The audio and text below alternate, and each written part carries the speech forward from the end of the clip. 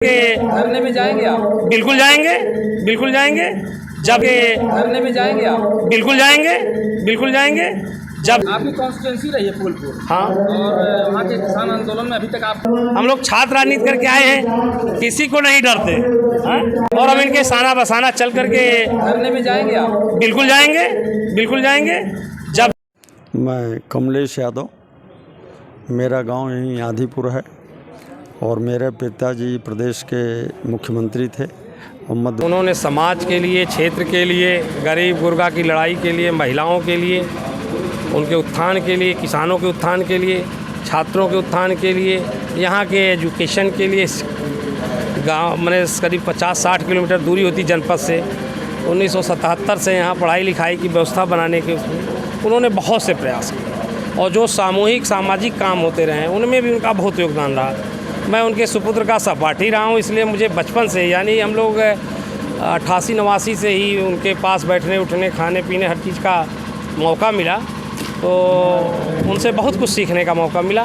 तो एक तो उनकी श्रद्धांजलि, आज उनकी 6वीं पुण्यतिथि थी, उसमें हम लोग उपस्थित थे। और भाई वीरेंद्र जी जो किसान यूनियन के और कांग्रेस के ICC के मेंबर चुने गए, इन्होंने इस श्रद्धांजलि सभा को किसान गोष्ठी के रूप में आयोजित किया है। इनका बहुत बहुत आभार व्यक्त करता हूँ। और यहाँ जो इतने मूर्धन्य लोग आए हैं, जिनके माध्यम से हम जो ये कुरचंदा में ड्रोन से कहीं सर्वे हो रहा, कहीं लेखपाल सर्वे कर रहे हैं, तो मैं वहाँ 3-4 दिन तक भ्रमण किया हूँ और वो जो आंदोलन इन्होंने शुरू किया है उसको गति दे करके सरकार की इस आताताई नीतियों के खिलाफ हम लोग संघर्ष को और तेज़ करेंगे। और हम लोगों की पुरजोर कोशिश होगी कि किसी भी ज़मीन के टुकड़े पर सरकार अपना कब्जा ना कर पाए। और ये कब्जा जो करना चाहती सरकार, ये विकास का खाका खींच करके ज़मीन पर कब्जा करके अपने जो मित्र हैं उनके अडानी और फलाने और ठिकाने जैसे उन्हीं को देना चाहती है किसानों की ज़मीन। और हम इनके साना बसाना चल कर वीरेंद्र भाई का 100% समर्थन है। मैंने अपने व्याख्यान में भी कहा है, मैं 3-4 दिन तक वहाँ भ्रमण किया था, मैं किसी कारण से बाहर चला गया था और मेरे आने के पहले ही इन्होंने शुरुआत कर दी, इसके लिए इनको बहुत बधाई। जब जब जरूरत होगी जब जाएंगे, और पहले तो हम अभी हाजिरी करने जाएंगे, वीरेंद्र जी के साथ बैठेंगे वहाँ आए। हम लोग छात्र राजनीति करके आए हैं, किसी को नहीं डरते हैं। आदरणीय भाई श्याम बहादुर यादव जी का भी आगमन हो गया है, हम आपका हार्दिक वंदन करते हैं। उपस्थित हैं, यहाँ इकट्ठे हुए हैं। मैं कमलेश यादव, मेरा गांव यहीं आदिपुर है और मेरे पिताजी प्रदेश के मुख्यमंत्री थे और मध्य प्रदेश के राज्यपाल थे। और मैं कांग्रेस में 6 साल जनरल सेक्रेटरी रहा और 3 साल सेक्रेटरी रहा, लेकिन वर्तमान में मैं सामाजिक कार्यों में भाग ले रहा हूं और राजनीति में किसी भी दल का सदस्य नहीं हूं। आप यहाँ पर आए थे डॉक्टर नंदकिशोर जी की? हाँ, डॉक्टर नंदकिशोर जी की पुण्यतिथि, चूँकि वो हम लोगों के एक ढंग से बचपन से ही उनको हम देख रहे थे कि बाबूजी के साथ हर कार्यक्रम में उनकी हिस्सेदारी बढ़ चढ़ कर रहती थी और वह यहाँ की लोकल समस्याओं के भली भांति अवगत रहते थे। और जब भी हफ्ते में 10 दिन में बाबूजी यहाँ आते थे क्षेत्र में, ज़िले में, तो वो जा करके बताते थे और बाबूजी उस समस्या का निराकरण तत्काल कराते थे।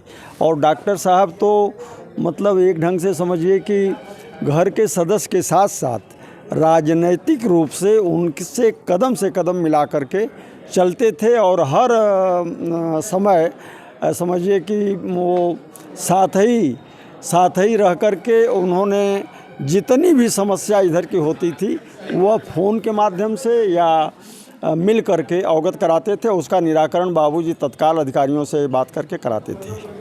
आंदोलन चल रहा है आजमगढ़ में? आजमगढ़ में किसान आंदोलन काफ़ी दिनों से चल रहा है और किसानों की मांग जायज़ है और बाज़ार रेट से कम मूल्य पर सरकार उसको अधिग्रहित कर रही है, जो कि जिसकी जितनी भी निंदा की जाए कम है।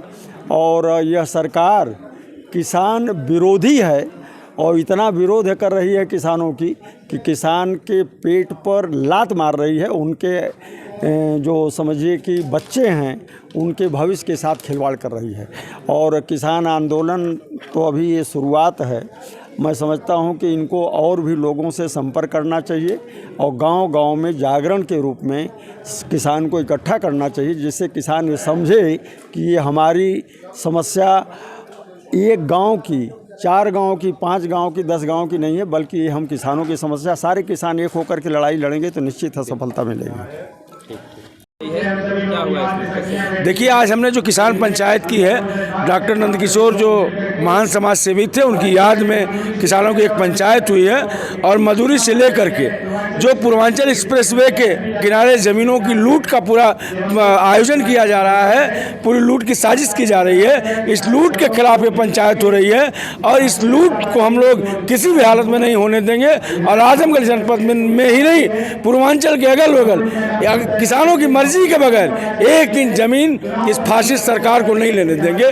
पूर्वांचल किसान यूनियन का आयोजन जो है इसीलिए आज हुआ है। और अंबारी आप जानते हैं एक राजनीतिक जगह है जहाँ से जब कोई यहाँ से प्रस्ताव लिया जाता है तो वह दिल्ली तक जाता है, जब अंबारी से कोई आवाज़ उठती है तो दिल्ली और लखनऊ तक गूंजती है। इसलिए हमने तय किया इस जगह को कि हम यह किसान पंचायत जो है अंबारी में करेंगे।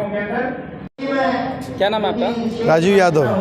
आप किसान पंचायत में आए हैं, क्या कहें, क्या संदेश देंगे?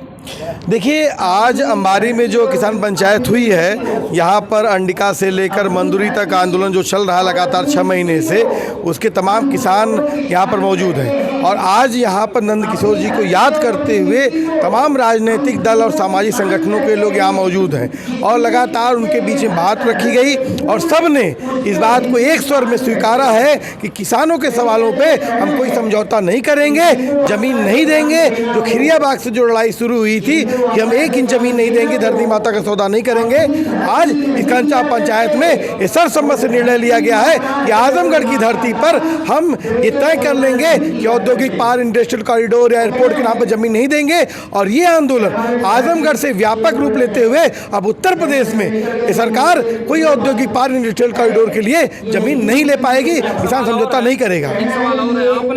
डॉक्टर साहब इस क्षेत्र के लिए बहुत ही चिंतक, समाज सुधारक और समाज सेवी थे और उन्होंने जो कार्य किया है इस क्षेत्र के लिए उसको कभी भी भुलाया नहीं जा सकता। धन्यवाद। यहाँ के आप उनसे बहुत करीबी रहे हैं, आप मिलते जुलते रहे हैं, उनके बारे में कुछ खास बताएं। वो तो बहुत ही बड़े समाज सेवी थे और उन्होंने कभी भी किसी भी जात बिरादरी का बहुत वो नहीं किया है। सभी जात बिरादरी को अपने समान निगाह से देखते थे और सबके लिए कोई भी कार्य आ जाता था, चाहे जैसा भी जो हो, रात दिन तत्पर रहते थे। उनका परिवार कैसा? परिवार आज उनके बेटे राजेश जी उन्हीं के पद चिन्हों पर चल रहे हैं और आने वाले समय में लगता है कि उनकी कुछ पूर्ति ज़रूर करेंगे।